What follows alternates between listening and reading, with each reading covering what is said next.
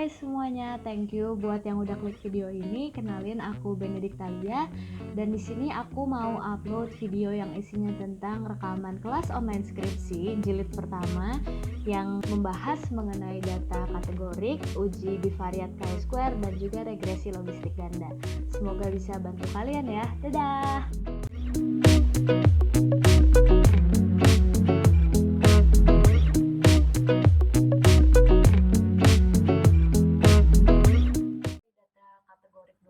Data kategorik itu ada yang namanya skala nominal dan skala ordinal. Untuk nge-refresh dikit aja karena hari ini kita akan bahas tentang chi-square dan regresi logistik ganda, oleh karena itu harus dibahas tentang data kategorik. Data kategorik skala nominal itu adalah data yang nggak ada tingkatannya. Misalnya pembagian kelompok jenis kelamin. Jenis kelamin itu laki-laki dan perempuan, nggak ada yang lebih tinggi dan nggak ada yang lebih rendah. Contoh lainnya wilayah tempat tinggal, misalnya desa dengan kota. Nah, dan yang lainnya misalnya status pernikahan, menikah, cerai, dan belum menikah gitu. Nah, ini meskipun nanti harus kalian coding, misalnya 012 atau 123, nah itu tuh nggak berarti apa-apa, yang satu nggak lebih tinggi daripada yang lain. Nah, skala yang kedua dalam data kategorik itu ada skala ordinal namanya, yaitu data yang ada tingkatannya. Misalnya nilai baik dan buruk, pasti ada kecenderungannya terhadap nanti variabel dependennya apa. Terus ada lagi misalnya obesitas dan non-obesitas. Dan tingkat pendidikan, misalnya tinggi dan rendah. Nah, sekarang gue bakalan masuk ke set datanya.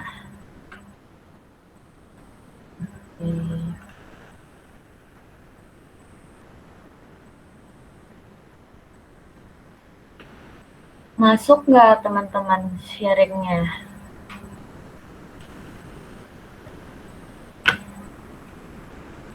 Masuk, Li. Masuk, oke. Nah, kita bakalan masuk ke set datanya ya. Ini gue punya set data dengan 201 orang responden. 201 orang responden, di sini kita bisa lihat ini datanya ada yang udah kategorik dari awal. Misalnya data, ini datanya tentang status gizi baduta atau anak di bawah 2 tahun di Depok tahun 2018 ya. Sorry kalau contohnya tentang kesehatan karena di sini kan rata-rata kesehatan ya, walaupun ada juga yang bukan, tapi ini yang dipelajarin caranya aja. Nah, ini data kayak jenis kelamin itu udah secara otomatis kan bentuknya kategorik tadi, skala nominal.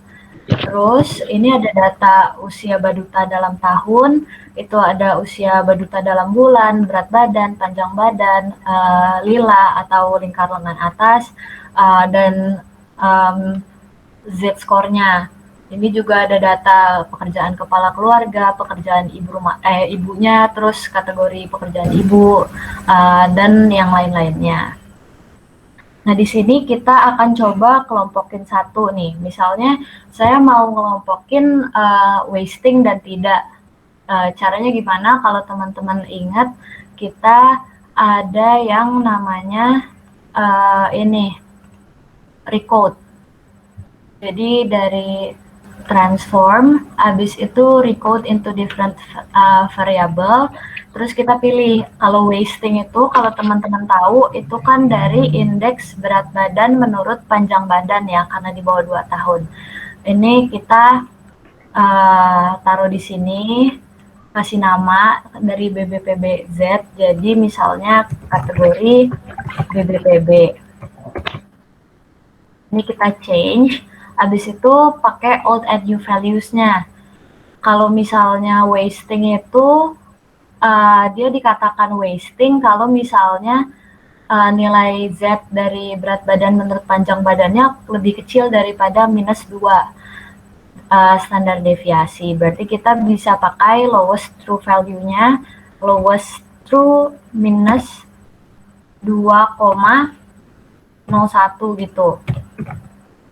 Value-nya 0. Saya lebih suka pakai 0 dan 1 karena menurut saya itu lebih praktis menunjukkan mana yang jadi case dan mana yang bukan case-nya. Biasanya yang jelek-jelek dikasih angka 0 gitu. Terus lebih tinggi, berarti dari 2,00 sampai ke atas yang tidak wasting itu kita kasih kode 1, add. Terus continue. Terus nanti tinggal di OK. Nah, muncul kayak gini. Bisa kita lihat di variable view yang paling bawah udah muncul kategori BBPB. Nanti ini tinggal dikasih nama. 0 itu tadi wasting. Dan 1 itu tidak wasting. Nah, kayak gitu teman-teman, untuk sekedar ngingetin cara buat bikin dari data numerik jadi data kategorik, kita harus kelompokin. Nah, kelompokinnya ini berdasarkan sama teori, misalnya mau kelompokin pendidikan. Data pendidikan itu ada menurut Undang-Undang Nomor 23 Tahun 2000, kalau misalnya udah lulus SMA sampai jenjang yang lebih tinggi, itu dianggap berpendidikan tinggi. Tapi kalau misalnya lebih rendah dari SMA, belum tamat, itu dianggap pendidikannya rendah. Jadi kita bisa kelompokkan berdasarkan acuan-acuan yang udah kita dapatkan sebelumnya dari teori. Nah, selanjutnya saya bakalan ngelompokin data yang lain. Ini udah jadi biar cepat. Saya udah ngelompokin data yang lain-lain yang kita butuhin di sini. Jadi di sini kita akan latihan dengan data yang bisa jadi variabel dependent, ada wasting, stunting, dan underweight. Sementara independennya ada jenis kelamin anak, usia anak, yang dikelompokin jadi 0 sampai 11 bulan dan 12 sampai 23 bulan, pekerjaan ibu, pendidikan ibu, usia melahirkan, jumlah anggota keluarga, dan jumlah balita dalam keluarga. Nah, sebelum kita lanjut mau ke analisis bivariat, ada yang mau tanya? Kalau ada yang mau tanya, silakan dinyalain mikrofonnya.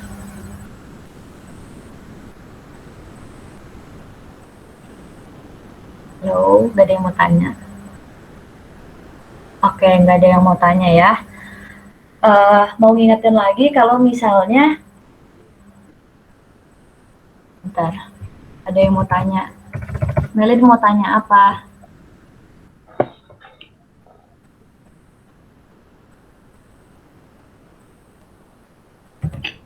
Kalau mau tanya diomongin aja sih, gak apa-apa. Soalnya kalau lagi buka screen-nya bukan yang itu nggak kelihatan.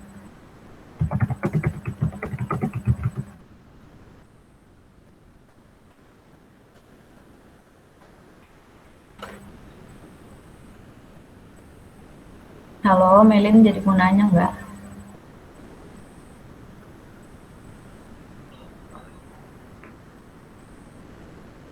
Ini ada pertanyaan dari Melinda, kalau desa atau kotanya mempengaruhi dependen, itu jadi ordinal atau enggak? Jawabannya bisa jadi ordinal. Misalnya kalau misalnya itu menunjukkan misalnya gaya hidup sedenter. Gaya hidup sedenter secara teori lebih aktif di kota, lebih banyak di kota daripada di desa. Oleh karena itu, variabel yang tadi desa atau kotanya bisa berubah menjadi ordinal dari nominal kayak gitu. Kalau emang dikhususkan di situ. Tapi kalau misalnya desa sama kota, misalnya dalam kasus obesitas, sekarang di negara maju lebih banyak yang berstatus gizi lebih itu di kalangan penduduk desa daripada di kota. Nah itu sementara di negara-negara berkembang itu lebih banyak yang di kota kayak gitu. Nah itu bisa jadi nominal, tapi kalau misalnya kayak tadi gaya hidup sedenter lebih banyak di kota, itu jadi ordinal kayak gitu. Oke, udah jelas. Gue mau ngingetin lagi kalau misalnya tadi kalau gue pribadi lebih suka pakai kode 0 dan 1. 0 buat yang ada resikonya atau kasusnya, sementara 1 itu yang nggak beresiko atau nggak ada kasusnya. Sekarang kita latihan mulai masuk ke set data ini. Data chi-square ya.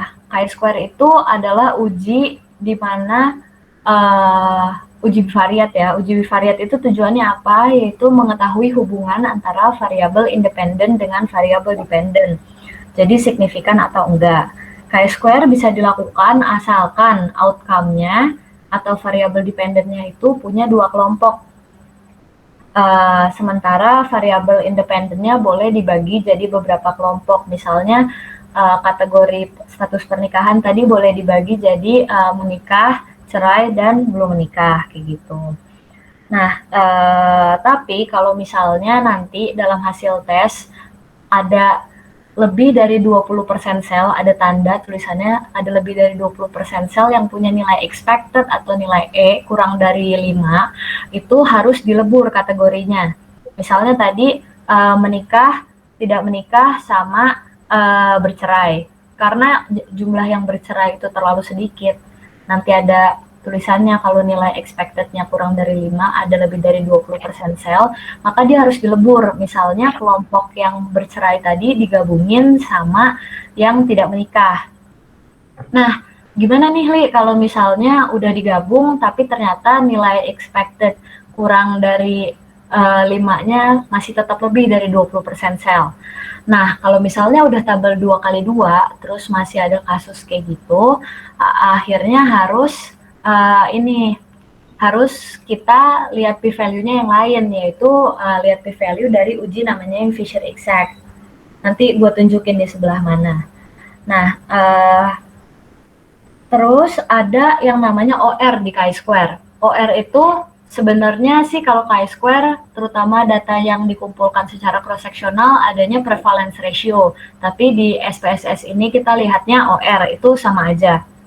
OR itu adalah angka yang menunjukkan odds atau jumlah kejadian pada suatu kelompok dibandingkan dengan kelompok yang lain. Kelompok 0 dibandingkan dengan kelompok 1. Berapa kali sih? Kalau misalnya OR itu lebih dari 1, berarti benar yang kita kategoriin di 0 itu merupakan faktor resiko terjadinya suatu kasus. Tapi kalau misalnya OR-nya kurang dari 1, kebalik, justru yang kita tempatin di kode 1 itu tadi yang tidak beresiko, malah yang ternyata merupakan resiko dari terjadinya suatu kasus. Nah, kalau mau regresi logistik itu biasanya tabelnya 2 kali 2 semua. Kalau tabelnya 3 kali 2, yaitu independennya dikelompokin jadi 3, itu nggak bisa untuk lanjut ke regresi logistik. Untuk gambarannya, gue udah bikinin skema. Ini skemanya. Variabel uji bivariat itu semuanya menguji hubungan, ini ada tanda tanya di sini, antara variabel independen di kiri dengan di kanan. Jadi dia ngebandinginnya satu-satu. Oh, ini jenis kelamin baduta gimana ya hubungannya sama stunting. Ini usia baduta gimana ya hubungannya sama stunting. Jadi walaupun dia dianalisisnya bareng-bareng, dilihatnya tetap satu persatu. Nanti kita bedain dengan skema punya uji multivariat. Sekarang kita bahas ke bivariatnya dulu. Sebelum mulai analisis di SPSS, ada yang mau tanya?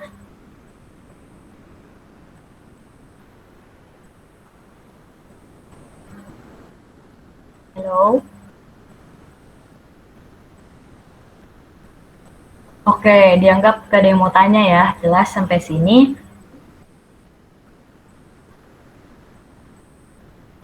Oke. Sekarang masuk ke uji bivariatnya. Kita balik ke datanya di SPSS. Ini misalnya saya mau nyoba uji chi-square dengan variabel dependennya wasting. Tadi kan kita udah coba ya kelompokin jadi wasting dan enggak. Caranya gimana? Kita buka analyze, terus ke descriptive statistic, terus pilih ke cross tabs. Pilih ke cross tabs, nanti row-nya diisi variabel independennya apa, dan kolomnya diisi variabel dependent. Coba kita variabel dependentnya dulu ya. Jadi saya mau kelompokin berdasarkan wasting. Terus di row-nya saya punya jenis kelamin baduta yang udah saya kelompokin, terus kategori usia badutanya, pekerjaan ibu, pendidikan ibu, usia ibu saat melahirkan, sama apa lagi nih? Ada kategori jumlah keluarga sama jumlah balita dalam keluarga. Selanjutnya kalau udah kayak gini, kita harus setting dulu di statistics kita pencet chi-square. Soalnya kalau nggak bakalan muncul tabel chi-square-nya. Sama kita centang risk. Terus continue, di cells kita pilih percentages-nya row apabila datanya dikumpulkan secara cross-sectional. Beda lagi kalau misalnya datanya dikumpulkan secara cohort, itu pilihnya kolom. Ini bakalan ngubah 100%-nya kemana. Karena datanya yang saya punya itu cross-sectional, jadi saya pilih percentage-nya yang row. Terus continue, kita tinggal pencet OK. Muncul kayak gini teman-teman. Kelihatan kan? Oke. Kelihatan ya hasil output SPSS-nya. Di sini ada cross steps. Cross steps-nya ini tabelnya yang ini dia ngitung. Jumlah kasusnya ada 201 seperti yang tadi sudah saya sebutkan. Missingnya 0, datanya udah saya cleaning. Lalu di sini bentuk cross steps-nya ada kayak gini. Jenis kelamin baduta, perempuan, laki-laki. Di sini saya berarti ngasih kode nolnya di perempuan. Menurut jurnal yang saya baca, wasting itu lebih banyak terjadi pada anak perempuan. Misalnya, jadinya di sini perempuannya ketemu sama wasting, terus laki-lakinya nanti ketemu sama tidak wasting. Nah, berarti di sini ada 8 kasus atau 8,7% yang anak perempuan yang wasting, kayak gitu. Nah, kita catat deh di tabel. Nih, saya udah bikin tabelnya, tapi yang gabungan gini ya. Yang harus dicatat, variabelnya apa, terus variabel dependennya, kategorinya apa, ya, tidak, sama ada persentase-persentasenya. Terus jumlah ke kanan, ini di sini 8,8492 sama p-value-nya. Nah, p-value-nya kita lihat yang mana teman-teman? Di sini kan ada tabel yang tulisannya chi-square test. Nah, kita dapat p-value dari situ. Kalau misalnya kita punya tabel 2 kali 2. Kita punya tabel 2 kali 2, terus seperti ini. Ada tulisannya 0 cells have expected count less than 5. Artinya nggak ada yang tadi saya sebutkan, nilai expected kurang dari 5, ada lebih dari 20%. Itu artinya kita harus lihat yang di sini, signifikansi dari continuity correction, yaitu 0,477. Oke, terus kalau misalnya saya punya tabel 3 kali 2. Kalau 3 kali 2, lihatnya yang mana? Lihatnya yang Pearson chi-square. Yang ini, 0,348. Kalau misalnya saya punya tabel 2 kali 2, tapi ada lebih dari 20% sel yang punya nilai expected kurang dari 5. Saya lihatnya yang mana? Lihatnya yang Fisher exact. Dia beda kolom sebelah sini. Kayak gitu. Nah, itu terus ke bawah. Ini tadi kategori usia balita, ada hasilnya juga. Itu dicatat satu-satu, teman-teman. Ini saya bikin tabel yang ini, yang udah gabungan semuanya. Jadi dicatat ada tadi hasilnya berapa, kayak gitu. Oke, kita fokusin dulu ke sini. Ini cara bacanya gimana? Cara bacanya adalah misalnya kita ambil yang mana nih? Ini nggak ada yang signifikan nih. Nggak ada yang kurang dari 0,05. Itu tergantung kita ambil confidence intervalnya berapa ya. Dicatat juga OR-nya sama 95% confidence intervalnya. 95% confidence intervalnya ngambilnya dari sini. Ini OR-nya di sini. Terus confidence intervalnya yang di dalam tanda kurung yang ini. Oke. Kalau misalnya kita punya data kayak gini teman-teman, nggak signifikan. Nanti ya interpretasinya abis ini. Ini kira-kira datanya gimana? Bisa dilanjutin nggak ke multivariat? Nah, kita geser dulu ke multivariat sedikit. Data multivariat itu bisa kalau misalnya ada variabel yang di bivariatnya 0,25, nilainya kurang dari 0,25 lebih dari 1. Tapi di sini kita lihat yang nilainya kurang dari 0,25 cuma 1. Jadi kalau misalnya mau analisis, Kalau ketemu data teman-teman kayak gini, nggak ada yang signifikan dan nggak ada yang kurang dari 0,25 lebih dari 1, itu cukup sampai bivariat aja karena tidak bisa dilanjutkan menjadi data multivariat ya, analisis multivariat. Sorry, itu ada yang bunyi, boleh di-mute dulu nggak? Fitri Anissa. Oke, thank you. Ini, oke, kita lanjut lagi ya. Karena nggak ada yang signifikan, kita coba ke variabel yang lain. Kita coba ganti jadi variabelnya stunting ya teman-teman, dari indikator panjang badan menurut usia.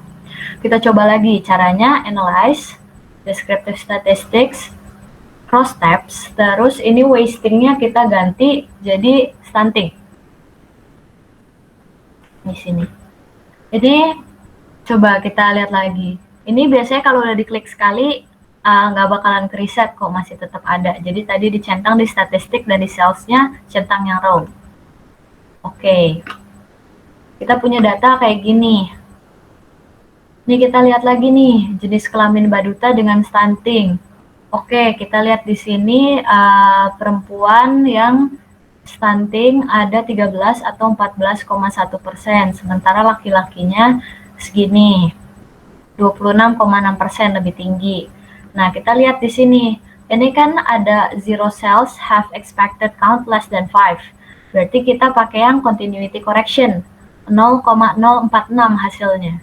0,046 itu lebih kecil daripada alfa. Alfanya yang 5%. Berarti ada hubungan yang signifikan antara jenis kelamin baduta dengan status gizi stunting ini. Terus kita lihat lagi risknya. Risknya ini ada 0,454. Berarti si jenis kelamin yang saya taruh di resiko ini berkode 0, perempuan, malah jadi faktor protektif dari kejadian stunting. Yang lebih gampang stunting malah laki-lakinya. Disediat juga di sini persentasenya lebih besar. Nah, apakah sesuai dengan teori? Kalau misalnya itu udah sesuai dengan teori, ya udah biarin aja. Berarti emang hasil analisis kita beda sama teori. Cari teori-teori pendukung lainnya, penelitian lain yang menunjukkan kalau misalnya stunting lebih banyak yang perempuan. Tapi kalau misalnya kita masih ragu-ragu nih, ini lebih baik dibalik aja kodenya. Dibalik laki-lakinya jadi kode 0, perempuannya jadi kode 1. Terus dianalisis lagi. Nah, nanti muncul pasti lebih dari 1 odds ratio-nya. Karena peluang laki-lakinya buat kena stunting itu jadinya 1/0,454. Kalau susah ngitungnya ya udah nanti dibalik aja. Nah, ini saya juga udah bikin tabelnya. Kita lihat di sini ya. Nih.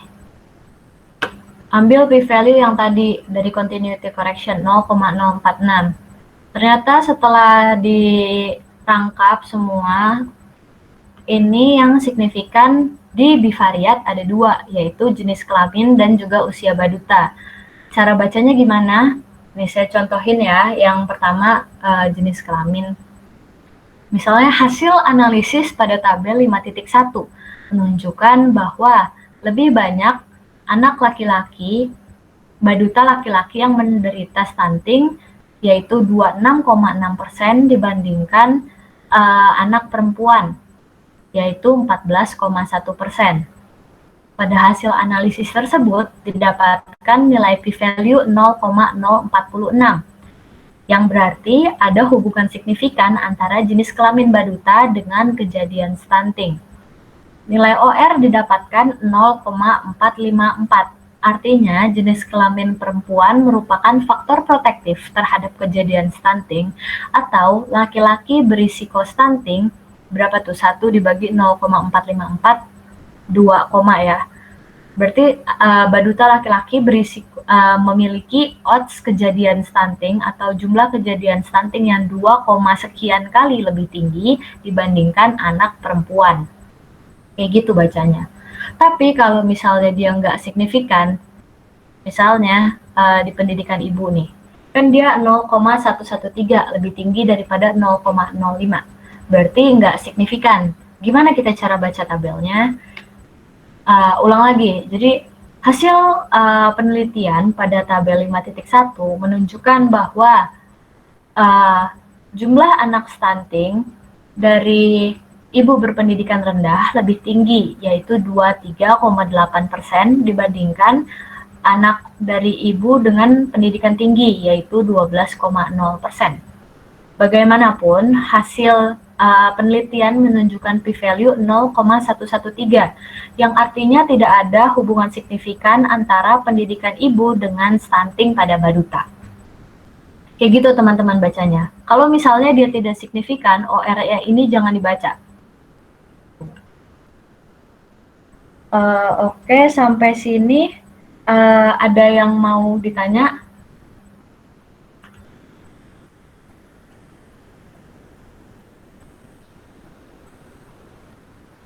Ya, Nentia silakan.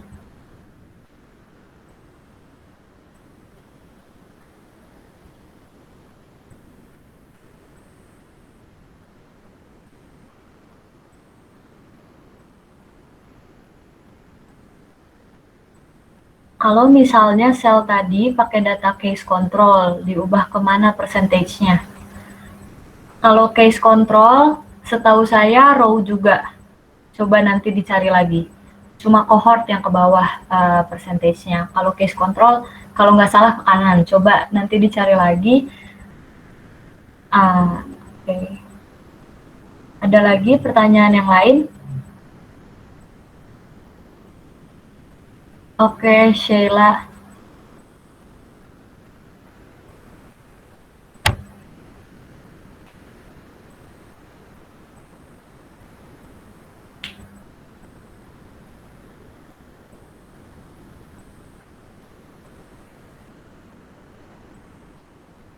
Sambil yang lain kalau ada yang masih mau nanya, boleh. Iya, kalau OR kurang dari 1 protektif, iya betul. Berarti yang kita taruh di kode 0 dengan kasusnya, itu nggak cocok. Jadi dia malahan merupakan faktor protektif dari terjadinya stunting. Kayak tadi, anak perempuan itu malah persentasenya lebih rendah yang menderita stunting. Berarti anak perempuannya merupakan faktor protektif. Atau kalau secara teori mungkin kita kebalik, kurang cari tahu. Kayak gitu.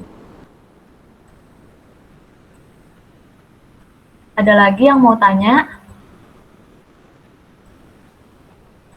Dihitung sampai 3 ya. 1, 2, 3. Oke. Sekarang kita lanjut ya, karena udah bisa baca yang bivariat. Lanjut ke regresi logistik ganda. Regresi logistik ganda ini merupakan analisis lanjutan atau analisis multivariatnya dari uji chi-square. Nah, bedanya dengan chi-square, kalau tadi kita bandingin satu-satu, kalau teman-teman ingat gambar ini, kita kan bandinginnya satu-satu. Gimana nih hubungan jenis kelamin terhadap stunting, kayak gitu. Nah, sekarang bentuknya menjadi seperti ini. Ada variabel independen yang masing-masing punya garis nih ke stunting tadi.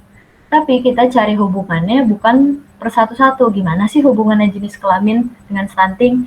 Tapi ini gimana sih hubungan mereka semua kalau dipasangin bersamaan dengan kejadian stuntingnya? Karena hubungan ini akan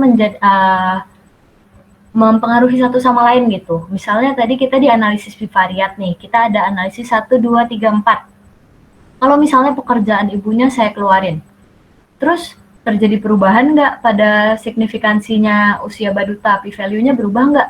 Jawabannya enggak kalau misalnya di bivariat, karena mereka hubungannya seperti tadi, satu-satu. Walaupun kita ngekliknya barengan, dia tetap ngujinya satu-satu. Di multivariat ini kita gabungin barengan, kayak gini, sehingga nanti misalnya saya nggak analisis pekerjaan ibu, saya keluarin, ini hubungannya akan beda. Kalau misalnya saya masukin lagi, saya tambahin lagi satu variabel apa, nanti hasil p-value-nya masing-masing juga akan beda, karena dia di sini satu hubungan, dan yang kita cari adalah tanda tanya yang di tengah-tengah ini, hubungan satu sama lain, gitu. Nah, Kalau udah jelas itunya, nah kita harus tahu dulu tujuan dari analisis regresi logistik berganda ini. Tujuannya yang pertama yaitu mengetahui variabel independen apa saja yang benar-benar punya hubungan dengan variabel dependen. Oke, dari bivariat tadi kan kita udah tahu nih, apa aja sih yang berhubungan dengan stunting, tapi apa hubungannya itu nyata? Karena di dunia nyata kita, nggak mungkin kan hanya ada satu faktor yang mempengaruhi gitu. Misalnya ada orang obesitas. Dia obesitas mungkin dipengaruhi sama pola aktivitas fisik, jelas kan. Kalau misalnya dia aktivitas fisiknya rendah, berarti dia beresiko obesitas tinggi. Nah, tapi di satu sisi ada faktor lain yang mempengaruhi orang tersebut. Misalnya orang tersebut aktivitas fisiknya rendah, tapi tahu-tahu dia punya hipertiroid. Jadi kerja hormon tiroidnya itu berlebihan sehingga pengeluaran energinya lebih tinggi. Yang harusnya dia obesitas, jadinya nggak obesitas kan. Nah, itu yang kita mau uji di sini. Apakah suatu variabel benar-benar punya hubungan nyata dengan variabel kasusnya? Kayak tadi, apakah jenis kelamin baduta dan usia baduta yang kita temukan signifikan berhubungan dengan stunting, beneran nggak sih kalau misalnya di dunia nyata dia berhadapan dengan variabel lainnya, ternyata mereka hubungannya masih signifikan, kayak gitu. Itu tujuan yang pertama. Tujuan yang kedua, variabel apa yang punya pengaruh paling besar, atau bisa kita sebut faktor dominan. Nih, kayak gini. Kita cari yang mana sih yang hubungannya, yang pengaruhnya paling besar terhadap stunting, itu nanti dilihat dari OR-nya. Terus yang ketiga, apakah ada variabel confounding antara faktor dominan dengan kasus. Variabel confounding itu adalah variabel yang mempengaruhi hubungan antara variabel independen dengan variabel dependen, tapi bukan variabel antara. Ini saya punya skemanya. Jadi di sini confoundingnya itu merokok atau variabel perancu ya disebutnya. Misalnya kita menemukan orang minum kopi itu berhubungan dengan kasus hipertensi. Tapi hubungannya ini dipengaruhi oleh merokok. Karena biasanya orang yang minum kopi itu juga ngerokok, terus orang yang ngerokok biasanya juga hipertensi. Tapi orang minum kopi untuk jadi hipertensi gak harus ngerokok dulu. Jadi dia merokok ini punya hubungan dengan minum kopi, juga punya hubungan dengan hipertensi, tapi orang mau minum kopi jadi hipertensi nggak harus lewat merokok dulu. Oke, jelas ya, itu variabel confounding. Jadi dia merancukan hubungannya. Dan yang terakhir itu apakah ada interaksi antara variabel independen. Karena kadang-kadang beberapa penelitian itu menunjukkan adanya interaksi, misalnya interaksi antara kadar lemak tubuh dengan konsumsi lemak, itu mungkin berinteraksi kayak gitu. Oke, sebelum saya lanjut ke contoh analisisnya, ada yang mau tanya?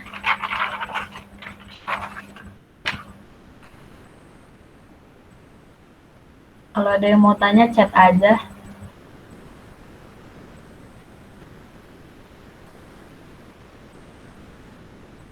Oke, dihitung sampai 5 ya. Kalau nggak ada yang nanya, saya lanjut. 1, 2, 3, 4, 5. Oke, lanjut ya.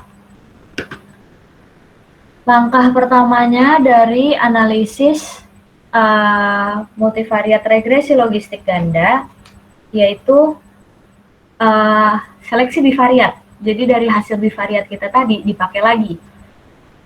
Dalam hal ini saya pakai cut-off-nya 0,25. Kalau kurang dari 0,25 berarti masuk jadi kandidat. Kalau misalnya lebih dari 0,25 hasil p-value-nya di bivariat berarti nggak masuk. Nih, kita lihat tadi, ini hasilnya.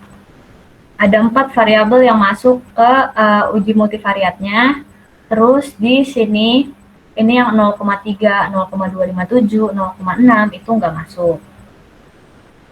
Nah, oke. Kalau ada juga beberapa kasus yang kurang dari 0,25, tapi nggak bisa jadi kandidatnya multivariat. Kenapa? Itu terjadi biasanya karena multikolinearitas. Apa sih multikolinearitas itu? Itu suatu bentuk hubungan antara variabel independen yang bisa mengacaukan juga hubungan lainnya. Misalnya, saya punya variabel asupan asupan energi, asupan karbohidrat, lemak, dan protein. Saya mau masukin empat-empatnya ke dalam uji multivariatnya. Bisa nggak? Jawabannya nggak bisa. Kenapa nggak bisa? Karena akan terjadi multikolinearitas antara keempat variabel tersebut. Karena variabel asupan energi ini asalnya dari hasil perhitungan berapa karbohidrat, protein, dan lemak yang dikonsumsi. Jadi karena variabel energi ini munculnya dari 3 variabel yang lain, kalau dimasukin ke analisis bareng-bareng, nggak valid, pasti nantinya ada interaksi. Kita nggak mau ada interaksi, makanya caranya adalah antara variabel energinya saya nggak jadi masukin, atau variabel lemak, protein, sama karbohidratnya saya nggak jadi masukin. Kayak gitu. Itu cara seleksinya, selain dari angkanya yang di sini, yang berdasarkan p-value bivariatnya. Oke. Saya lanjut. Di sini kan udah tahu ada 4 variabel yang menjadi kandidat dari multivariatnya ya. Selanjutnya kita balik lagi ke datanya. Gimana caranya analisisnya? Kita ke analyze, regression, terus binary logistic.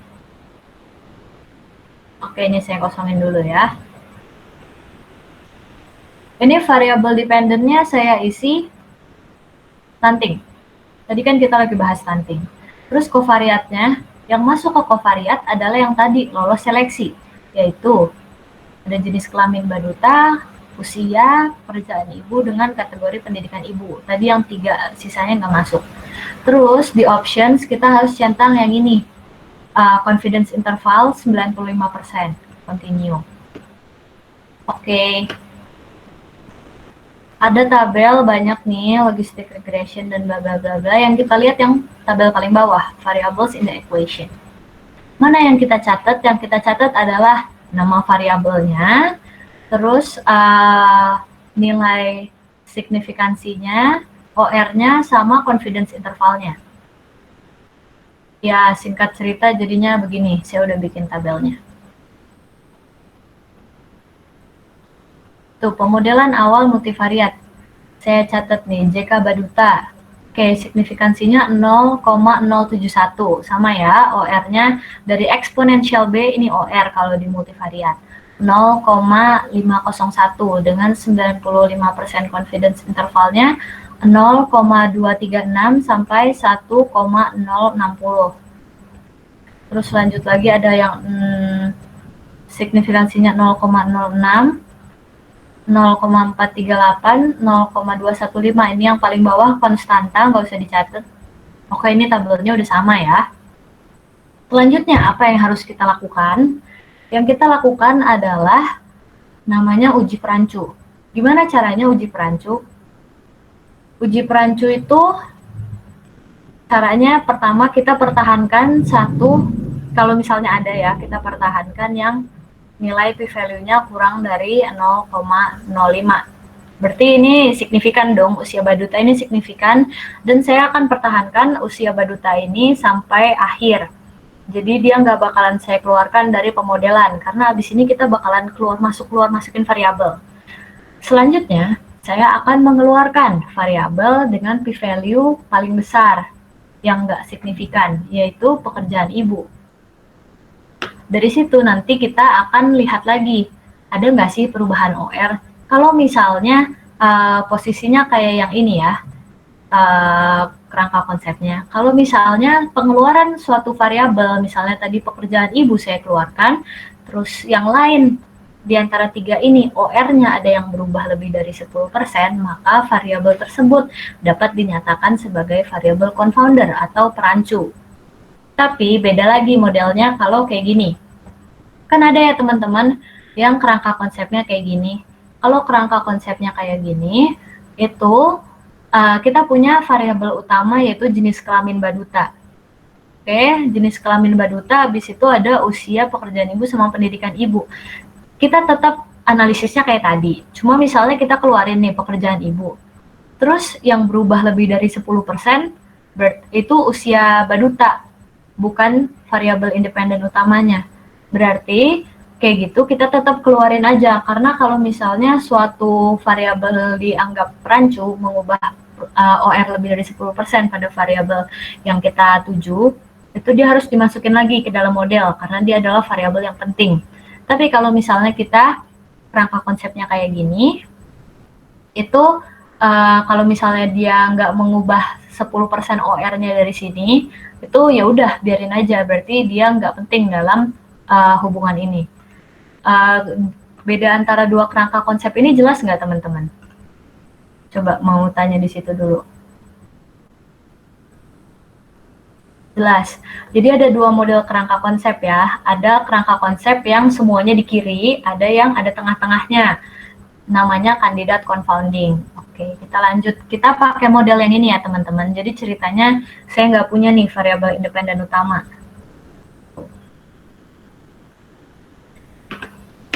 Lanjut, tadi analisisnya kita harus keluarin pekerjaan ibu. Oke. Caranya analyze, regression, binary logistic, kita keluarin pekerjaan ibu. Oke, sisa 3 ya, terus oke lagi. Kita lihat tabel yang paling bawah.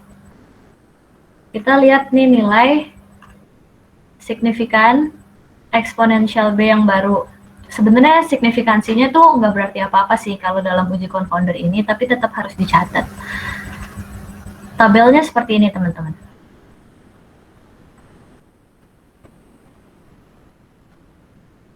Oke, ini kan pemodelan multivariat awalnya kayak gini. Tadi. Nah, ini karena pekerjaan ibunya kita keluarin, berarti dia p-value-nya nggak ada, OR barunya nggak ada, sama perubahan OR-nya nggak bisa dihitung ya.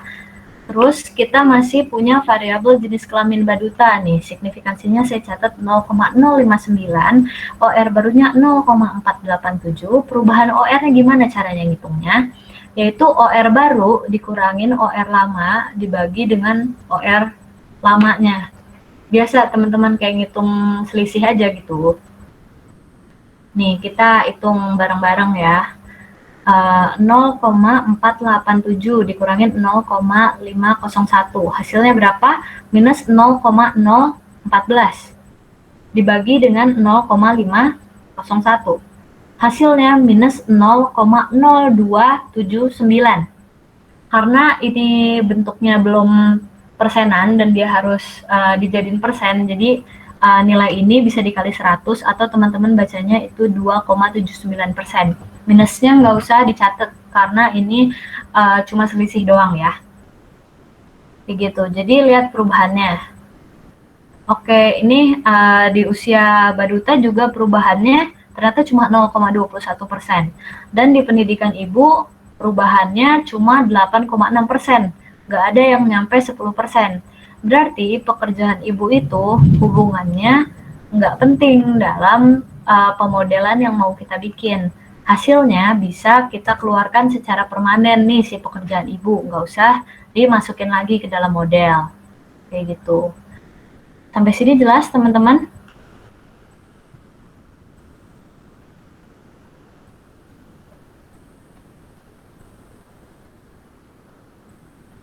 Minus 0,25 bukan semua yang berhubungan aja di bivariat ya, Li. Iya, Mel, bukan semuanya yang berhubungan di bivariat. Kalau misalnya tadi mau dimasukin nih variabelnya, berarti kan cuma umur sama jenis kelamin baduta. Terus nggak bisa diapa-apain kalau udah dua kayak gitu. Kita nggak tahu yang mana confoundernya. Jadi masukin yang batasnya 0,25 tadi. Atau ada juga yang mau 0,2 silakan. Berarti power penelitiannya bakalan jadi lebih kuat. Oke, kita lanjut. Kita lanjut ya. Kita sekarang ke sini lagi, balik ke data. Kita ke analyze. Apalah selanjutnya yang kita keluarin? Bentar. Kita selanjutnya keluarin pendidikan ibu ya, p-value-nya lebih dari 0,05. dan lebih besar daripada yang jenis kelamin ini. Analyze, regression, binary logistic, kita keluarin pendidikan ibu. Kita oke. Oke, kita catat lagi ya di sini hasilnya gimana. Kita punya jenis kelamin baduta, signifikansinya jadi 0,035. Di sini kategori usia balita 0,005. Ini tabelnya udah saya bikin.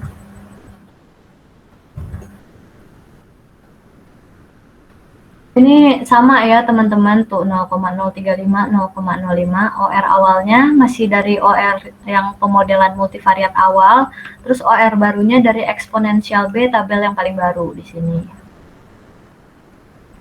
Nah, itu kita catat nih di sini. Berarti oke, dia berubahnya berapa? Dihitung lagi 0,452 dikurangin 0,501 dibagi 0,501. Ternyata berubahnya 9,78. Nyaris ya, tapi masih berarti bukan confounder. Dan usia badutanya sama. Di sini kita hitung lagi, ternyata perubahannya cuma 1,39%. Nah, berarti di sini pendidikan ibu juga nggak penting dalam hubungannya. Kita cari yang mana yang faktor dominan. Berarti bisa kita keluarin lagi. Oke, kita keluarin lagi ya. Kita keluarin yang jenis kelamin. Mungkin teman-teman bingung loh, ini kan p-value-nya udah jadi signifikan. Kenapa kita harus keluarin lagi? Nah, kayak gini teman-teman, untuk pengeluaran variabel satu persatu, itu kita berpedoman pada tabel pemodelan awal multivariat.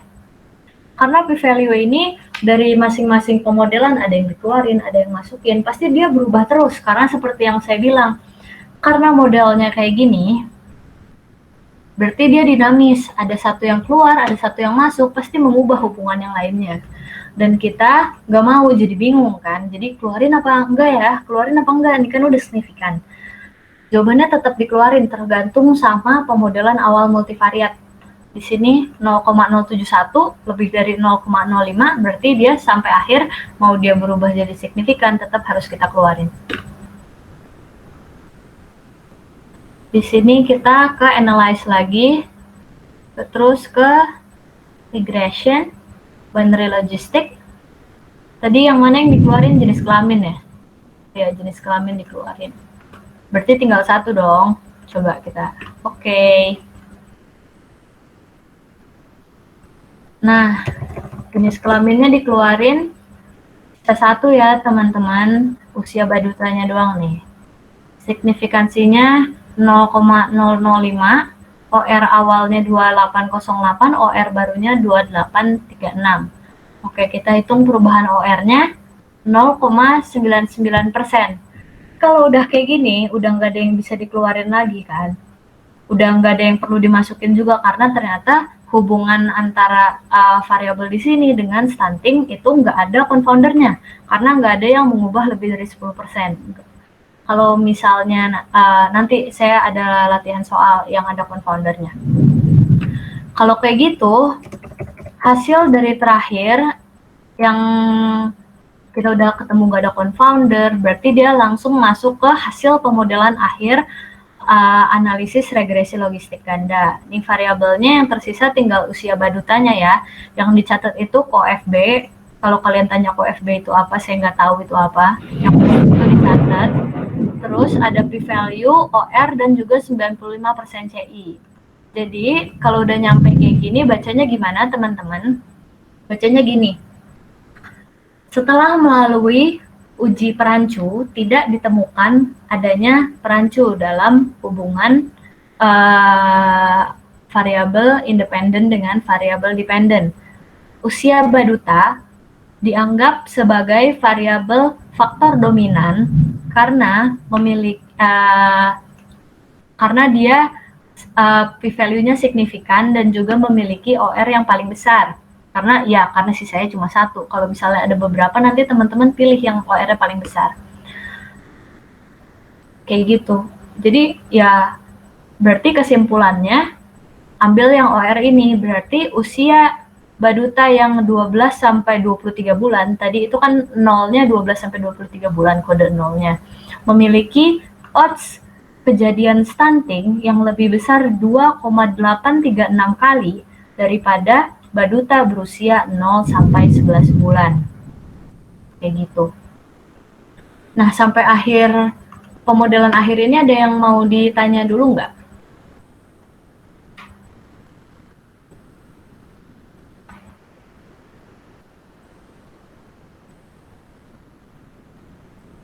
Ya, Nentia mau tanya.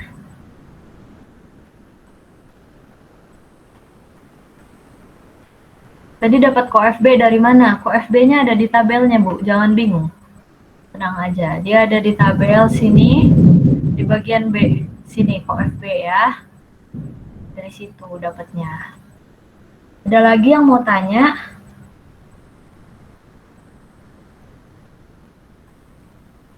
Ini dari Retno. Kalau misalnya di akhir ada lebih dari satu, Li. Kan kita pilih p-value paling besar jadi faktor dominan.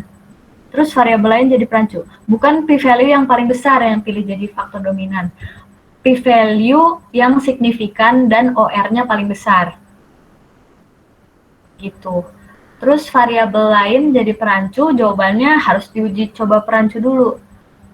Benar nggak dia mengubah si variabel lainnya lebih dari 10%. Kalau iya, dia dimasukin jadi perancu gitu. Ada lagi yang mau tanya? Kalau enggak kita lanjut, masih ada satu hal lagi.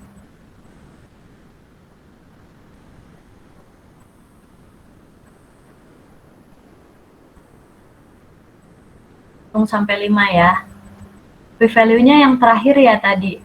Iya Mel, tergantung sama ini pemodelan akhir multivariatnya. Kita pakai tabelnya yang mana. Jadinya itu yang diambil. Di sini kan kita punyanya tabel yang ada usia baduta doang. Berarti p-value-nya yang tabel analisis yang isinya tinggal usia baduta doang yang ini. P-value-nya 0,05. 0,005. Ini regresi logistik cuma tabel 2x2 aja ya. Iya, tadi udah disebutin untuk regresi logistik itu harus tabel 2x2.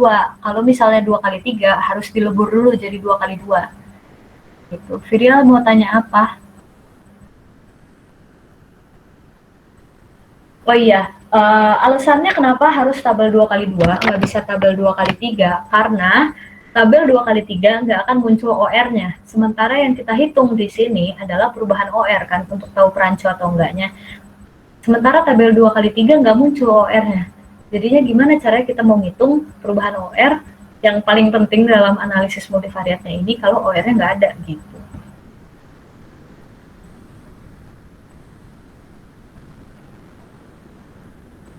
Kalau ternyata ditemukan variabel perancu, berarti dia diikutsertakan sampai akhir analisis. Iya, kalau ditemukan variabel perancu, berarti dia tetap ada di situ. Tabelnya rame-rame. Variabel satu itu, jadi ada dua variabel, tapi mungkin signifikannya nggak 0,05, emang pasti lebih. Terus OR-nya kayak gitu, ya udah. Tapi nanti kata-katanya jadi kayak gini. Variabel usia baduta adalah variabel dominan dengan OR segini setelah dikontrol oleh variabel A, B, C yang merupakan perancu gitu.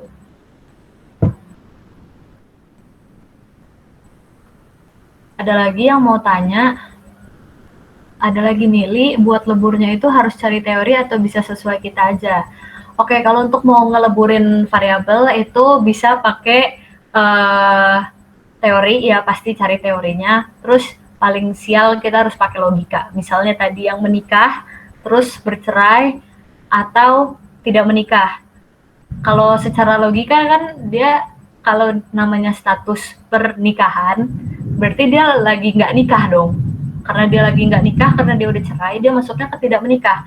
Tapi kalau nama variabelnya status perkawinan, kalau misalnya orang udah cerai, mungkin kedugaan besarnya kan dia udah kawin, makanya dia masuk ke kawin gitu.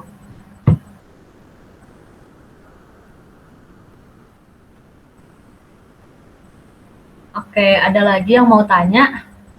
Kalau nggak kita lanjut ke bagian paling akhir, yaitu uji interaksi.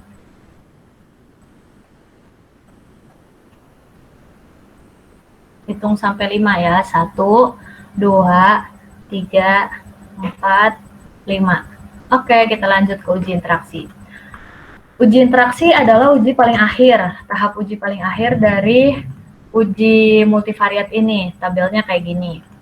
Nah, uji interaksi itu buat apa? Buat tahu ada nggak sih variabel-variabel yang berinteraksi di antara ini.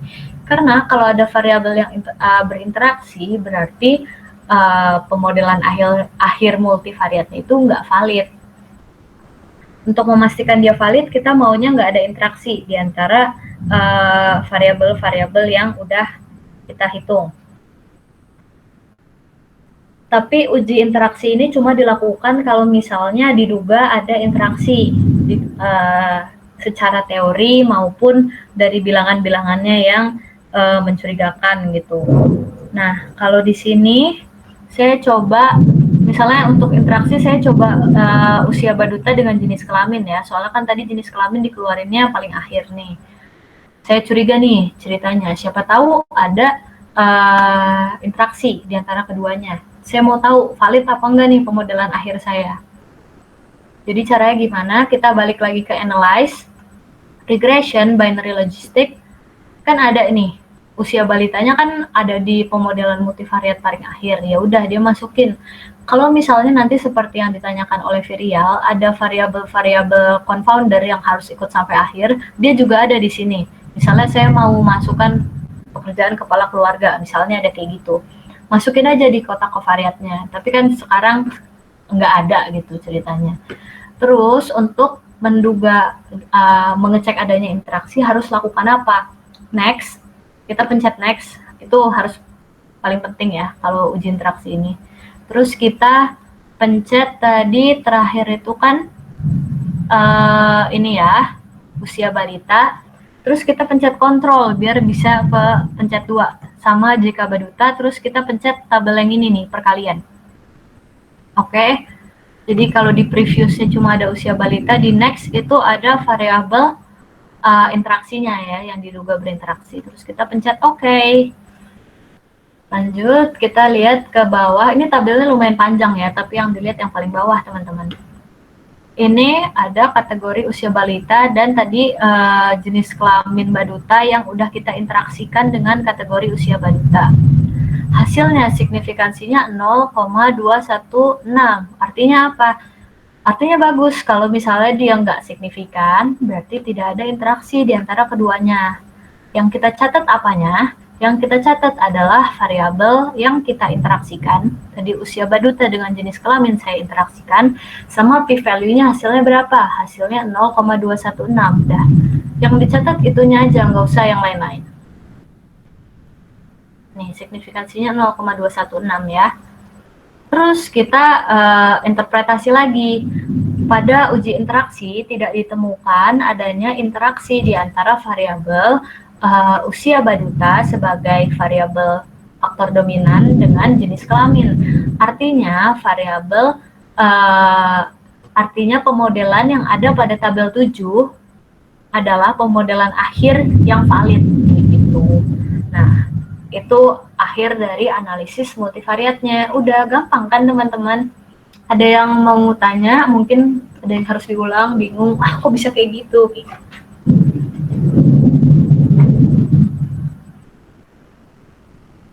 Dituku loh yang mau nanya.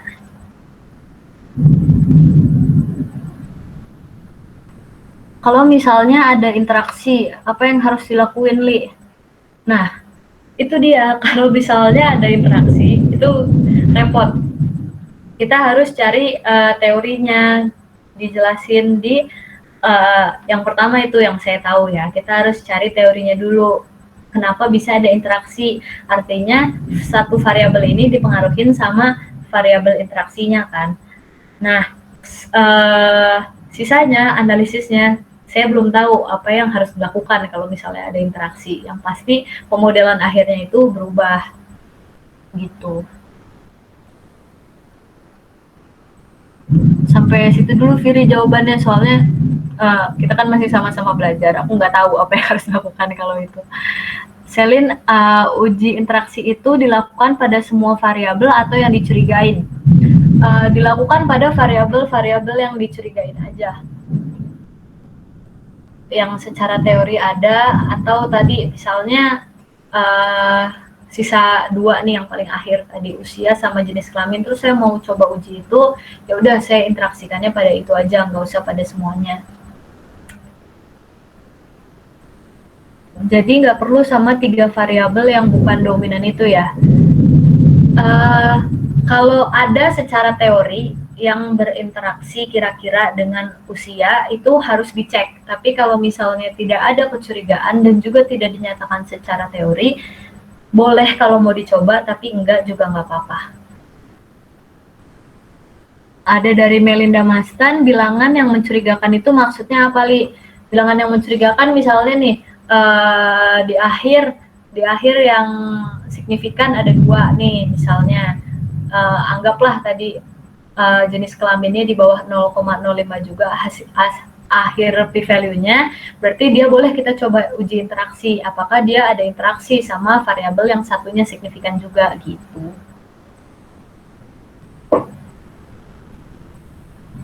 Li, ini uji interaksi wajib dilakuin apa sampai uji faktor dominan aja nggak apa-apa?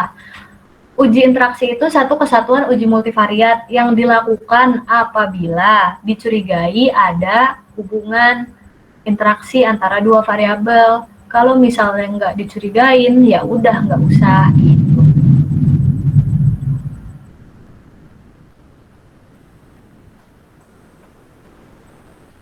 Ada lagi yang mau tanya?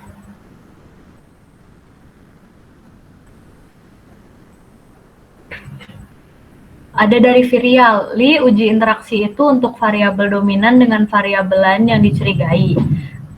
Jawabannya nggak selalu. Kalau misalnya ada variabel yang bertahan sampai analisis multivariat, yang pengen kita curigain, misalnya tadi pekerjaan ibu jangan-jangan interaksi nih sama pendidikan ibu, ya udah uji aja nggak apa-apa. Nah, dia tuh nggak bakalan masalahnya kan tadi dia udah exit duluan nih, nggak ada di pemodelan akhir. Karena dia udah dikeluarin duluan, saya yakin itu pasti nggak ada interaksinya. Tapi kalau misalnya dia bertahan sampai pemodelan multivariat akhir, ada variabel itu, mungkin bisa jadi interaksi gitu. Tapi kalau udah out dari lama, kayaknya nggak usah deh.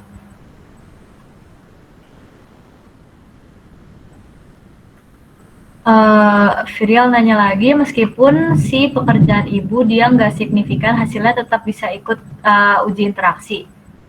Kalau di akhir, iya bisa-bisa. Kan kalau misalnya dia nggak signifikan sampai akhir, kemungkinan besar dia variabel confounding. Confounding itu bisa kok interaksi. Tidak menutup kemungkinan.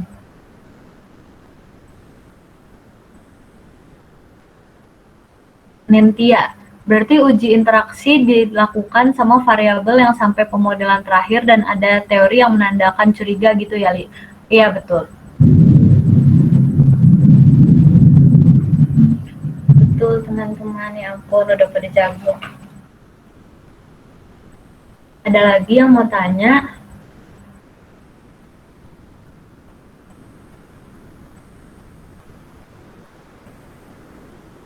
Ardel, kalau nggak menunjukkan relasi, perlu dimasukin juga nggak, Li? Relasi itu maksudnya apa yang interaksi tadi?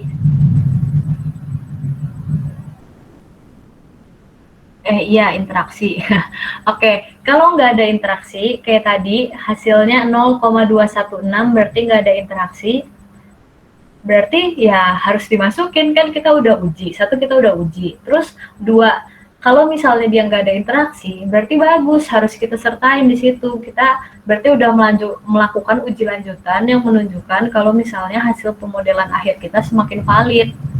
Gitu, makanya harus dimasukin walaupun dia nggak ada interaksi. Melinda Mastan tanya, untuk chi-square emangnya uji regresi ini aja ya pilihannya? Iya, kalau ujinya chi-square, uji multivariatnya pasti regresi logistik ganda.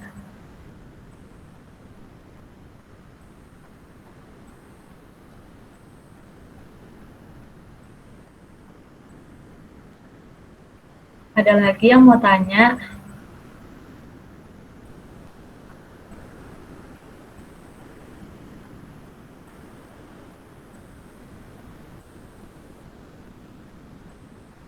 Ada dari Putri Rizky Auliani, Li, uji regresi ini harus yang datanya distribusi normal aja.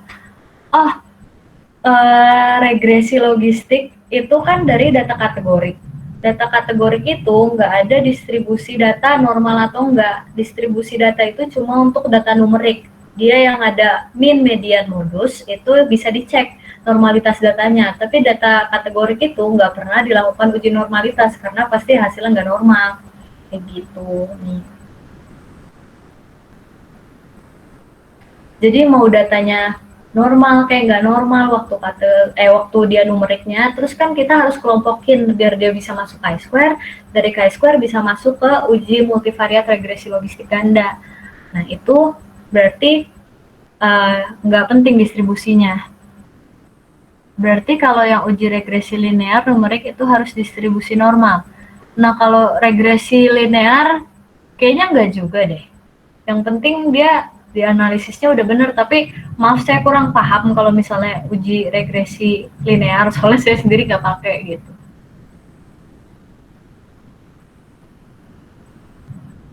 Ada Melin mau nanya, konfirmasi ke awal, kalau di jurnal-jurnal yang desa atau kota itu beda-beda hasil penelitiannya gimana, Li? Kalau misalnya beda-beda, kan kamu udah kumpulin nih.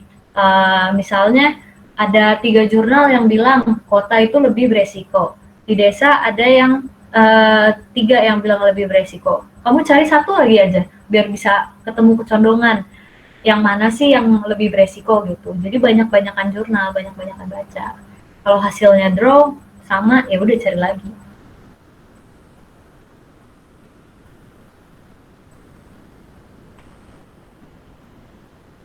Oke, ada yang masih mau tanya?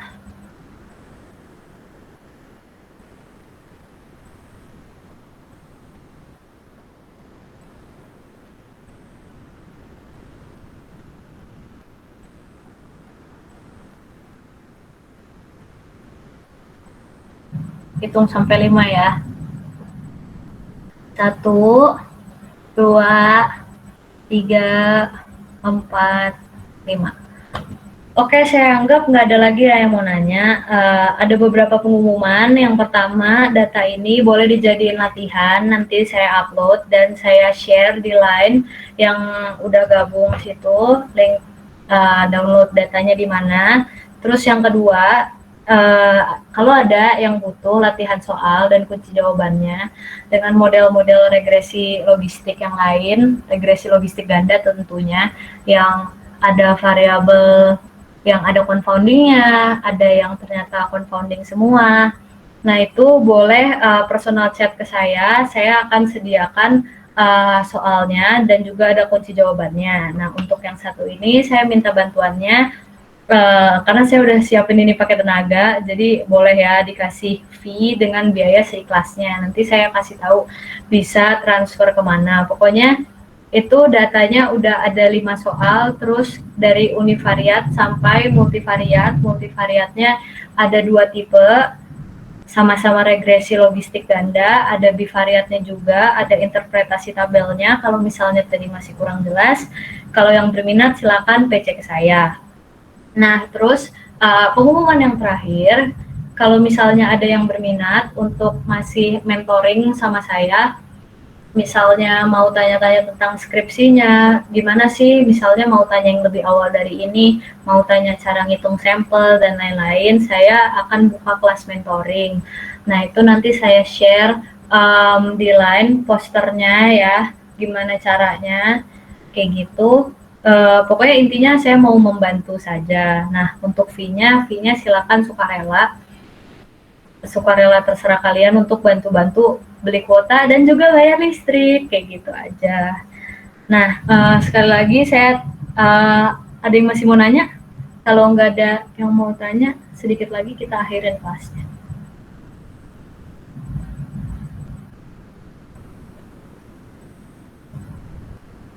Oke, nggak ada yang tanya ya?